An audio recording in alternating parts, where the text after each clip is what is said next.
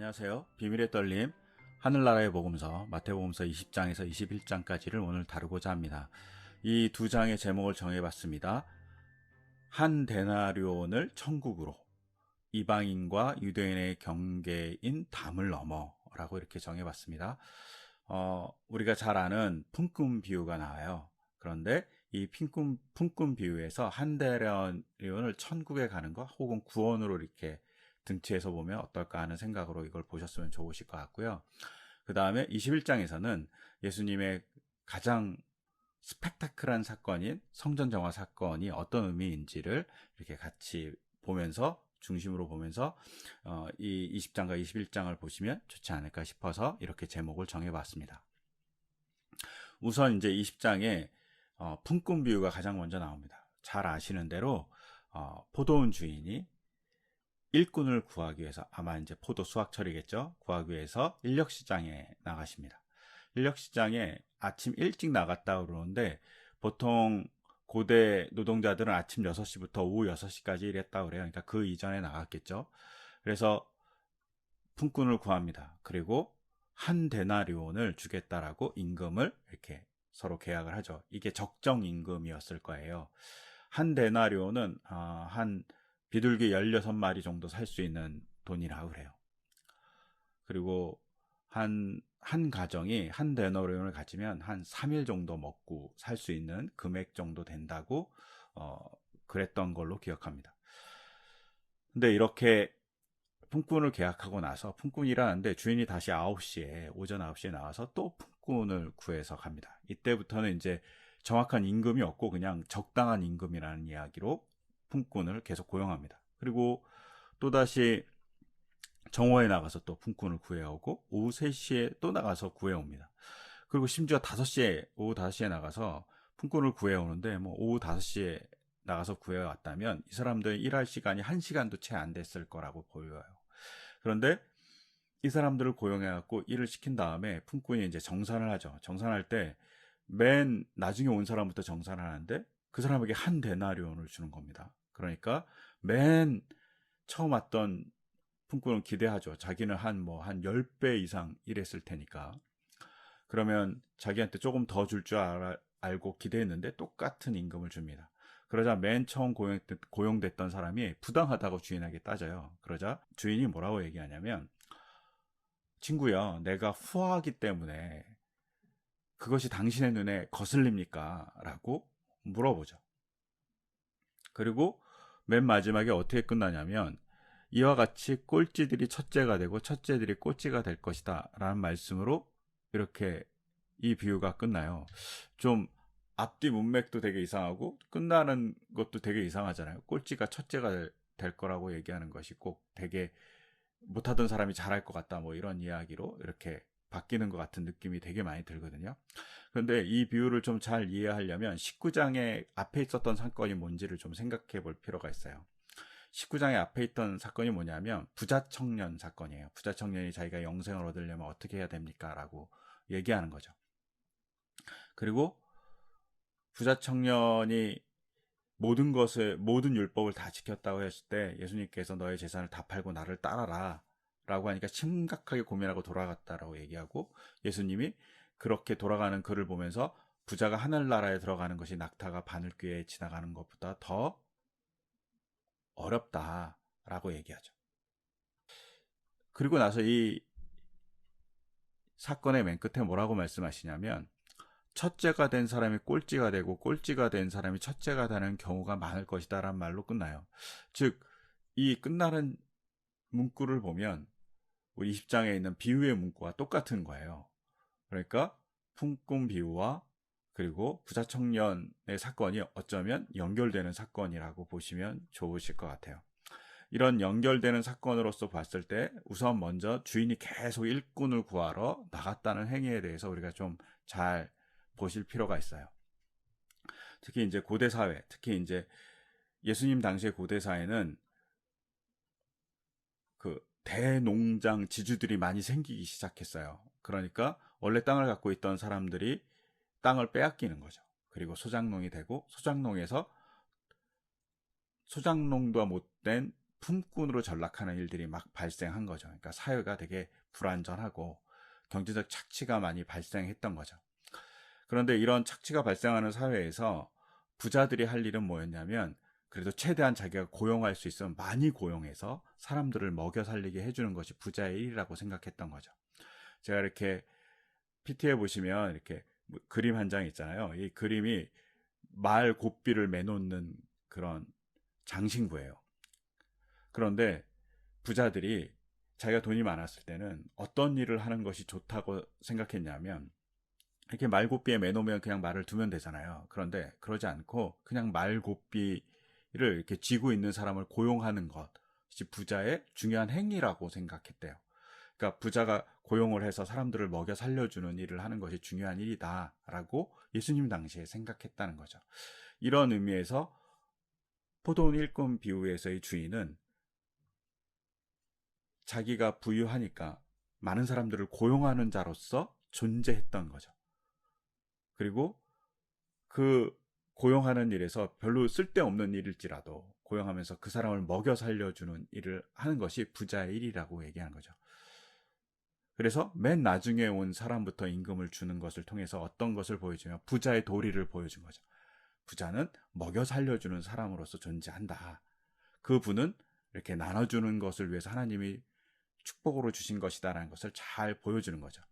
이것을 생계라는 부분에서 보면 우리가 현대사회에서 많은 생각을 해야 되지만, 이건 조금 이따 얘기하고, 천국이라는 입장 아니면 구원이라는 입장에서 보면 우리가 생각해 봐야 되죠. 우리가 가끔 이러잖아요. 예수님이 십자가에 달렸을 때 십자가의 한편에 달린 죄수가 예수님을 믿는다고 고백했을 때 그가 천국에 갈 거라고 얘기하잖아요. 그럼 우리가 나중에 믿으면 되겠네 라고 얘기하는 것은 너무 극단적인 얘기고, 여기 안에서는 나중에 믿어도 천국에 갈 수 있다. 근데 태어나면서부터 열심히 믿고 막 열심히 노력했는데 동일하게 천국에 가면 되게 기분이 나쁘냐라는 거죠. 그렇지 않은 거라는 거죠. 구원은 모든 사람에게 주어지고 모든 사람이 기뻐해야 된다는 거죠. 그런 면에서 여기서 중요하게 봐야 될 것은 뭐냐면, 주인이 고용한 그 부당하다고 얘기한 사람에 대해서 호칭하는 거예요. 그 사람에게 뭐라고 얘기했냐면 친구여라고 얘기해요. 그러니까 개역개정은 친구요, 세번역은 이보시오라고 번역되어 있지만, 이게 헤타이레라는 헬라어로 되는데, 이 헬라어가 딱 시작성에 3번밖에 쓰이지 않거든요. 이게 친구를 부르는 호칭이에요. 친구여라고 부르는 호칭인데 되게 친하게 부르는 거죠. 즉 주인은 노동자를 그냥 고용한 그냥 하루의 일꾼으로 보고 있는 것이 아니라, 자기가 부를 받았으면 그 부를 나눌 친구로 보고 있는 거죠. 그렇다면 이 친구는 늦게 온 사람도 자신의 친구라고 바라봐야 되는 거죠. 주인은 맨 나중에 온 사람을 친구로 봤고, 그리고 맨 먼저 온 사람도 맨 나중에 온 사람을 친구로 봐야 한다는 중요한 관점이 여기에 포함되어 있다고 보시면 좋으실 것 같아요. 그래서 첫 번째 관점은 구원받는 것에서 모든 사람들이 이렇게 구원받기를 원하시는 예수님의 모습이 있다라는 것을 보면서 이 본문을 봐야 될 거고요. 또 하나는 부자 청년과 연결하면, 부자는 모든 율법을 지켰다라고 얘기해요. 하지만 부자 청년이 자기의 재산을 가지고 누군가를 나눠주고 누군가를 먹여 살리는 일에 적극적이었냐에 대해서는 퀘스천인 거죠. 그래서 19장 30절에 첫째가 된 사람이 꼴찌가 되고 꼴찌가 된 사람들이 첫째가 되는 경우가 많다. 그리고 20장 16절에 꼴찌들이 첫째가 되고 첫째들이 꼴찌가 될 것이다. 이런 말은 사실은 추가된 말이 있다는 사실을 염두에 두어서 봐야 되는데, 다른 사원들이 뭐가 추가되겠냐, 부름받은 사람이 많아 택함 받은 사람은 적다가 추가된 본문이 되게 많아요. 그러니까 이 본문을 이렇게 연결해서 보면 이렇게 역전의 경우가 발생하는데, 이 역전의 경우는 그러면 꼴찌가 1등 된다 이런 얘기보다는 꼴찌로 왔지만 대우해 줘야 된다라는 얘기로 보시면 훨씬 더 좋지 않을까 이런 생각이 들어요. 그리고 첫째와 같이 바라보고 그들의 열심히 대우받아야 될 일이라고 보시면 좋을 것 같고요. 고대사에서 부자 혹은 이스라엘 백성은 그 삶의 약자를 돌보는 자로서 있다는 사실을 잘 보면 좋을 것 같고요.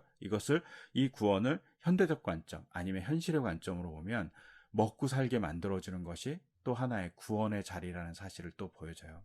이런 면에서 최근 계속 일어나는 택배 노동자들의 죽음이라든가 또 김영균 씨 같은 비정규 노동자의 죽음 아니면 위험의 외부화라는 이런 이름들, 이런 것들에 대해서 우리가 좀 생각해 봐야 되죠. 기업이 이제 경영을 하면서 어렵지만 사실은 먹여 살려주기 위해서 부자가 어떻게 해야 되는지에 대한 관점을 보면서 기업도 생각해야 되고 사장님들도 생각해 주시면 좋으실 것 같아요. 더불어 제가 언제나 얘기하는 건데 몇 억씩, 몇십억씩, 몇백억씩 임금을 받는 CEO가 있잖아요. 근데 그것이 진짜 합당한가? 그가 그렇게 받기 위해서는 택배 노동자 같은 노동자의 아픔이 있고 김용균 씨 같은 아픔이 존재하는 거죠. 근데 그렇게 큰 CEO, 부자인 CEO가 할 일은 고용을 많이 하고 먹고 살게 만들어주는 일에 동참하게 만들어진 게 어떤 면에서는 기독교 CEO가 할 일이지 않을까라는 관점을 포도원 품꾼비유는 너무나도 잘 보여줘요. 사회를 향해서. 그런 면에서 우리가 사회를 향해서 어떻게 가져야 되는지, 그리고 우리가 어떻게 외쳐야 되는지도 사회적 구원 안에서는 포도원 품꾼비유가 분명히 큰 시작점을 보여주죠. 고용시장을 어떻게 해야 되는지, 그리고 우리가 고용한 사람을 어떻게 바라봐야 되는지, 그냥 일꾼이 아닌 친구로 바라봐야 된다는 사실들을 잘 보여주고 있다는 것을 보시면 좋으실 것 같아요. 그리고 이런 면에서 또 하나 봐야 될 것은 포도원 비유에 있어서 가장 중요한 건 뭐냐면 은혜와 감사예요. 고용된 사람은 감사함으로 일을 해야 되는 거고, 특히 이제 하나님의 구원의 관점에서 보면 구원은 그냥 감사할 일이에요. 그리고 은혜죠. 근데 우리는 가끔 그 은혜를 생각하지 않고 대가라고 생각하면 이제 문제가 발생하는 거죠. 대가라고 생각하면 내가 이만큼 했으니 이만큼 주세요 라는 것이 구원이라든가 은혜거든요. 그런데 그것을 자꾸 신앙적인 대가라고 생각하면 문제가 발생한다는 거예요. 사실은 하나님 보기에는 도토리 키재기일 수 있기 때문이에요. 그리고 구원의 문제는 절대 주권의 문제이기 때문에 우리가 따져야 될 문제가 아니라고 얘기하시는 거고, 그 다음에 인간이 가져야 될 것은 우리가 정의를 외치면서 저 사람은 이거밖에 안 해서 이것만 요만큼 가져야 돼요. 저 사람은 많이 일했으니까 많이 가져야 되는 이 정의의 관점이 있지만, 사실은 그 정의의 관점과 같이 더불어서 가야 되는 것은 생계에 대한 배려, 구원에 대한 배려가 같이 가야 되는 거죠. 즉 우리가 자격 논란을 하는 것에 대해서는 한번 고민해 볼 필요가 있다라고 이 비유는 얘기하고, 이 비유와 부자 청년의 비유를 연계하면 부자의 역할이 무엇인지를 잘 보여주죠. 자본주의 사회에서 살고 있는 우리가 그런 면에서는 좀 고민해 볼 부분이 포동 품꾼비유에서 분명하게 제시하고 있다는 사실을 좀 인지하셨으면 좋을 것 같아요. 그리고 유대인들은 이렇게 부자가 고용을 많이 해야 된다는 관점을 갖고 있었다는 것 또한 잘 보시면서 이 비유를 보셨으면 좋으실 것 같아요. 이 비유를 마치시고 예수님이 이제 제자들과 함께 예루살렘을 향해서 이렇게 걸어 올라가세요. 여리고를 통과해서 가시죠. 그리고 제자들을 따로 12명을 불렀다는 것은 다른 사람들도 같이 많이 있었다는 거죠. 그러면서 순환 예고를 또 하십니다. 그때 처음으로 십자가의 언급을 하시고 부활도 예고합니다. 그러니까 순환요가 점점 강도가 강해지고 구체적으로 바뀌죠. 그리고 이렇게 예수님이 이제 조금 일찍 가잖아요. 예루살렘에 일찍 가시는 거는 유대적인 배경을 알아야 되는데, 예루살렘에 6월절 한 5일 전쯤에 도착해야 되니까 안식일이 끝나고 바로 출발했다고 봐야 되겠죠.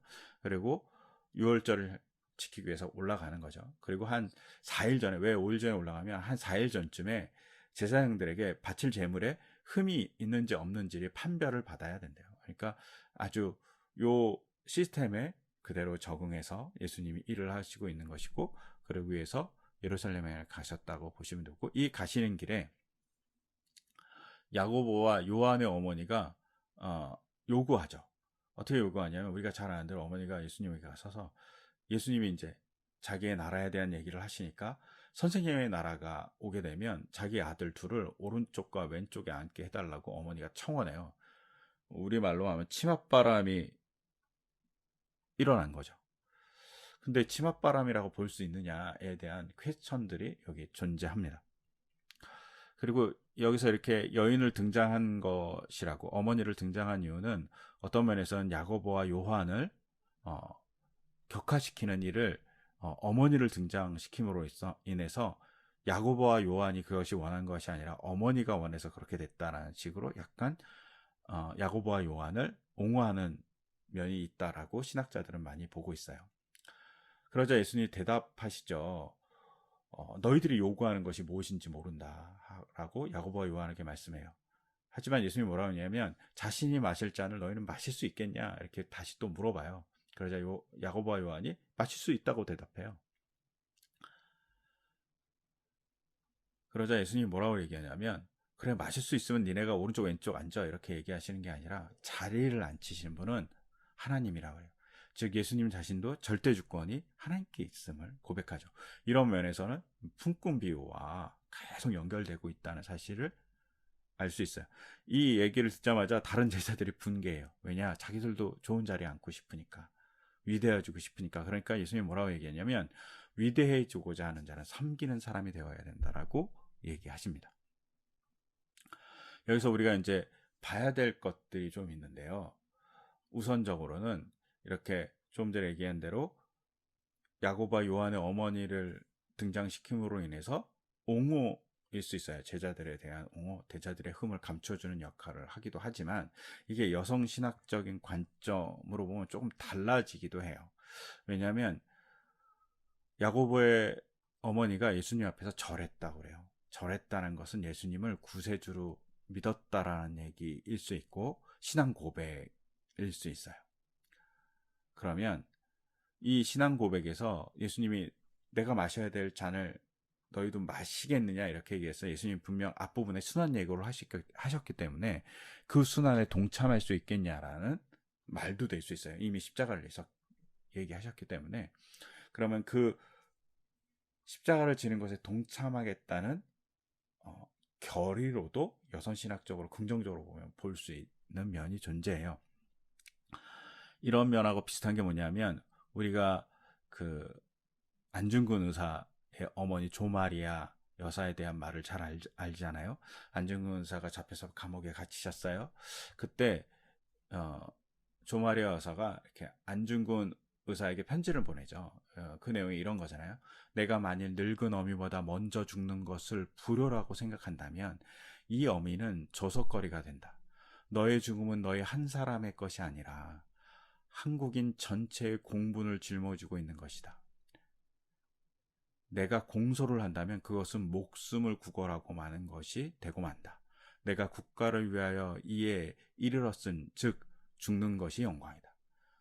모자가 이 세상에서는 다시 상봉치 못하겠으니 그 심정을 어떻다 말할 수 있으리 천지님께 기원할 따름이다.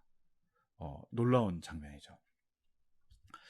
즉 이러한 모습과 같이 예수님의 고난에 우리 아들도 동참하게 해주십시오라는 적극적인 여인의 고백일 수 있다라는 면으로도 볼 수 있어요. 그래서 이걸 어떻게 보느냐는 여러 가지 관점이 존재하지만 이런 면으로 봤을 땐 제자들보다 잘 알아듣고 있는 여인의 모습들을 마태복음에 부각하고 있다라고 보면 좋으실 것 같아요. 아직까지는 되게 어리석은 제자들의 모습을 보여주죠. 그리고 이 어리석은 모습을 더 극명하게 나타나는 게 다른 제자들인 거죠. 막 붕괴하죠. 막 위대한 자리를 갖게 해달라니까. 그러니까 뭐라고 얘기하냐면 섬기는 자가 돼야 되고 예수님 자신도 섬기러 왔다. 너희도 섬겨라. 제자가 돼야 될 일은 뭐냐면 섬기는 일인데 그 섬기는 것에서 필요한 게 겸손과 사랑인 거죠. 섬기려면 겸손하고 사랑이 있어야지만 섬기는 거죠. 이런 면에서는 대비되는 사람이 야고보의 어머니라고 보시면 좋으실 것 같아요. 그리고 이제 이 말씀을 하시고 나서 여리고를 떠나시면서 시각장애인을 이렇게 치유해 주시는 장면이 있어요. 근데 이 장면이 이제 누가복음에도 나오는데 누가복음에는 여리고에 들어가시다가 고쳐주는 걸로 되어 있어요. 이렇게 된 이유는 여리고가 두 개이기 때문이에요. 하나는 이제 신도시가 있고 구도시가 있는 거죠.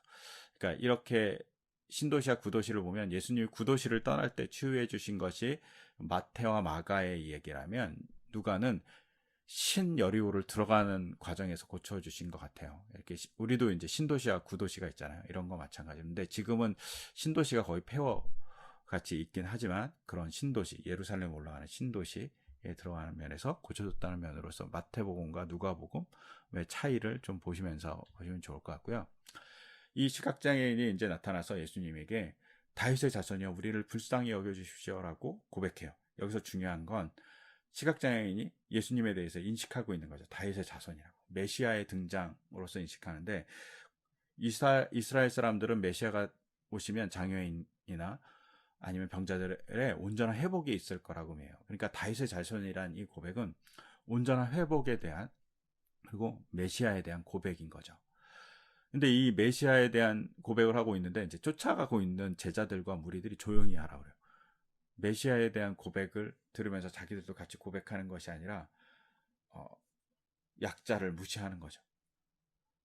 그러자 이런 무시를 넘어서 예수님이 그에게 가서 뭐라고 얘기하면 내 소원이 뭐냐 이렇게 얘기하니까 시각장애인이 눈을 뜨는 것을 원한다고 얘기해요. 여기서 앞에 있는 야고보와 요한의 이야기와 이렇게 비교해서 보면 야고보와 요한은 무엇을 요구하는지 모르는 거예요. 왼쪽과 오른쪽에 앉혀주십시오라는 요구가 무엇인지 몰라요. 그런데 시각장애는 정확하게 알아요. 자기가 눈 뜨는 것을 원한다라는 것을 자기가 뭘 원하고 있는지 정확하게 알고 그 정확하게 아는 것은 메시아가 예수님을 메시아로 인식하고 있다는 사실을 잘 보여준다는 거죠. 즉 인식의 차이가 있다는 것을 이 마태복음의 저자는 보여주고 있죠. 그리고 이 과정에서 예수님의 치유 행동에 특별함이 있는데 침묵 명령을 내리잖아요. 치유받는 너 보통 치유받았으면 이제 조용히 해라 이렇게 얘기하는데 침묵 명령을 내리잖아요.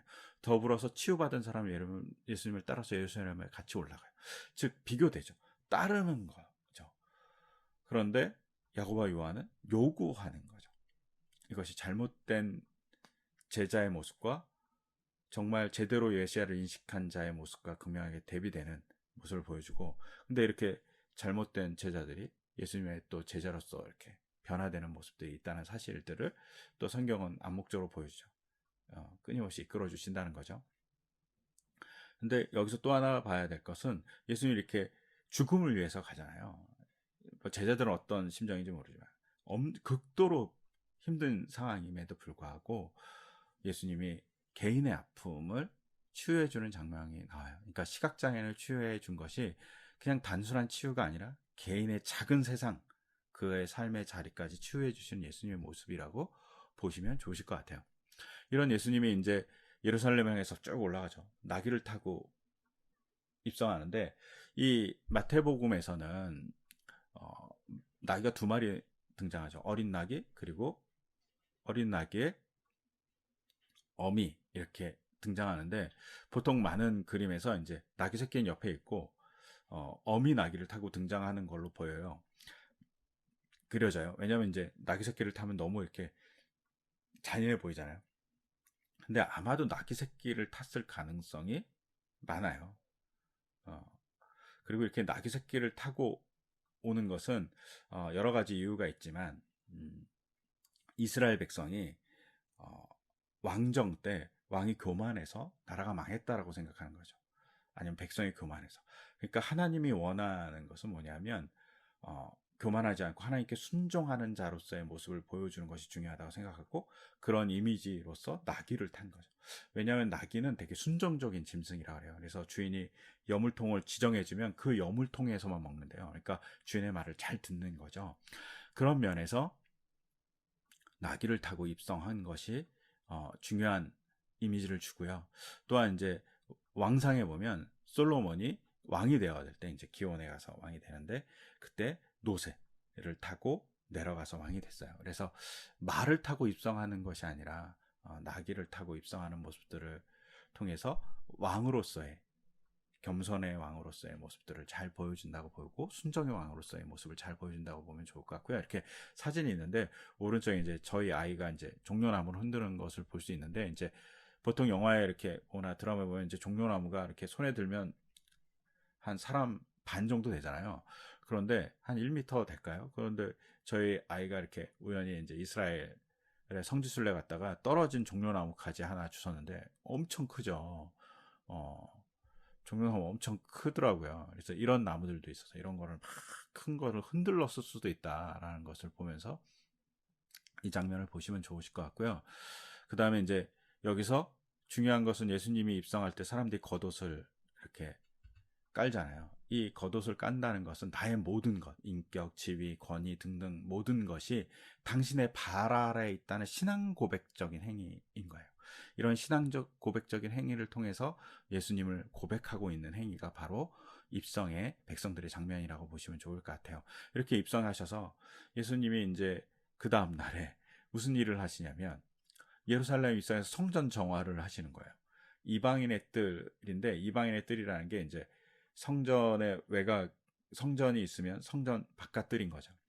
안뜰 있고 바깥뜰이 있는데, 보통은 이방인의 뜰에서 뭘 하냐면 재물을 팔거나 환전을 했어요. 이 환전한다는 것은 이스라엘 사람들이 이제 보통 성인이 되면 20세 이상이 되면 성전세를 냈어야 되죠. 반세계를 내야 되는데, 이게 그냥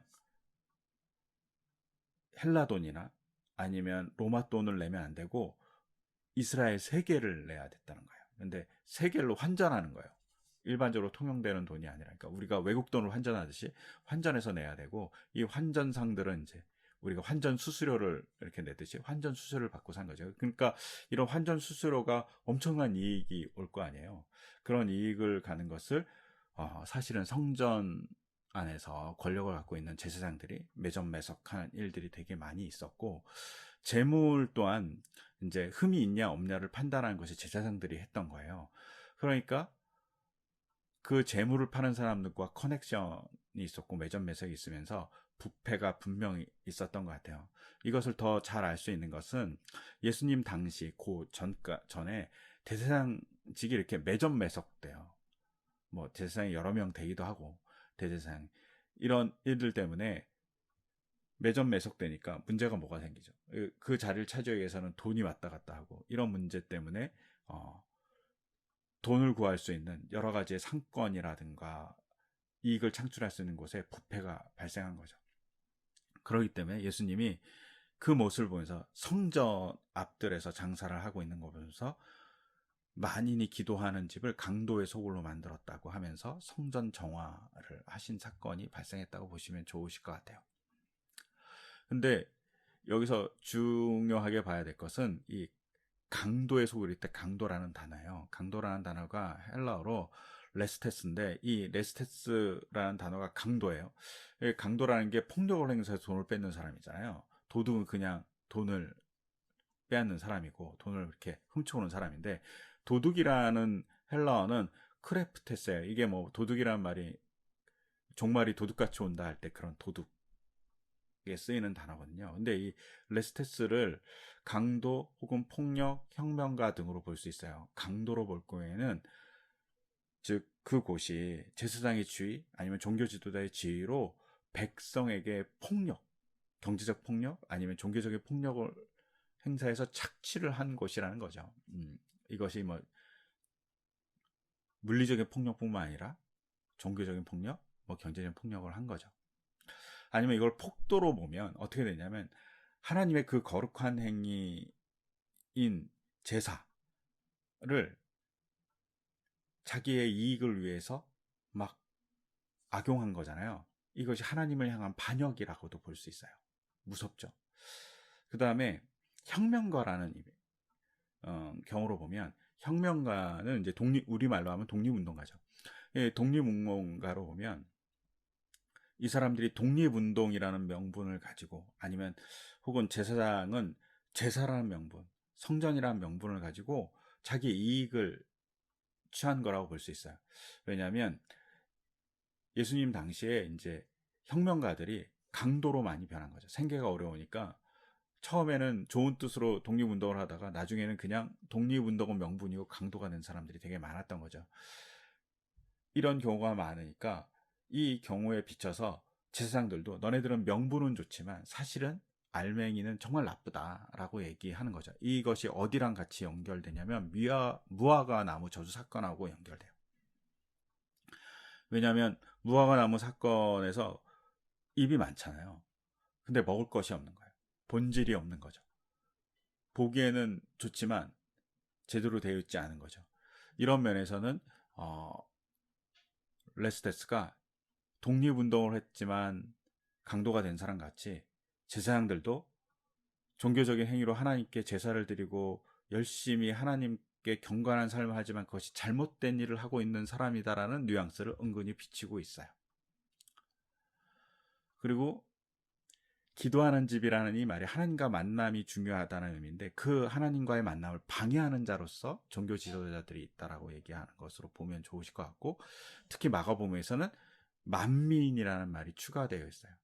즉, 이 만민이란 말이 추가되어 있다는 말은 마가복음의 입장에서 보면 유대인들이 사실은 하나님이 온 세계의 모든 사람을 구원하기 위해서 이스라엘을 세웠는데 선민 사상에 빠져갖고 민족적인 요새로 성전을 만들어 버렸다는 거죠. 그래서 이방인과 유대인의 이방인들의 경계의 담이 있는데 이 경계의 담에 뭐라고 되어 있냐면 이곳을 넘는 이방인은 죽을 것이라고 써 있어요. 이 정도로 민족적인 요새를 만들었다는 것에 대한 비판일 수도 있어요. 그 다음에 이제 성전, 이 얘기를 다 하시고 이 사건을 벌이시고 예수님이 나와서 뭘 하시면 장애인들을 고쳐주세요. 장애인은 사실은 성전 안뜰까지는 들어갈 수 없어요. 근데 장애인을 고쳐주신 것은 기도하는 집, 누구나 와서 기도하는 집, 하나님을 만나야 될 집이잖아요. 그 집에 들어갈 수 없게 경계를 막고 있는 어떤 제도를 무너뜨리시는 예수님의 모습이 보여져요.